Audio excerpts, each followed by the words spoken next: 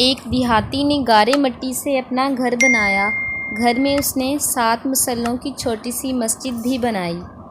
کیونکہ اس کے 7 بیٹے تھے، تعمیر مکمل ہوئی تو اس نے اپنے بیٹوں کو بلایا اور کہا، میں چاہتا ہوں کہ مسجد کی لپائی جنت کی مٹی سے کروں۔ تم سب جاؤ اور جنت کی مٹی تلاش کر کے لاؤ۔ بیٹے پریشان ہو گئے کہ جنت کی مٹی کہاں سے لائیں۔ باپ کا حکم تھا، 6 بیٹے نکل کھڑے ہوئے، جبکہ سب سے چھوٹا اور 7واں بیٹا بیمار تھا، گھر پر ہی رہا۔ بھائی شام کو تھکے ہارے خالی ہاتھ گھر لوٹے تو کیا دیکھتے ہیں کہ چھوٹا بھائی بوری میں مٹی بھر کے بیٹھا ہے۔ باپ نے پوچھا، بیٹے گھر بیٹھے تجھے جنت کی مٹی کہاں سے مل گئی؟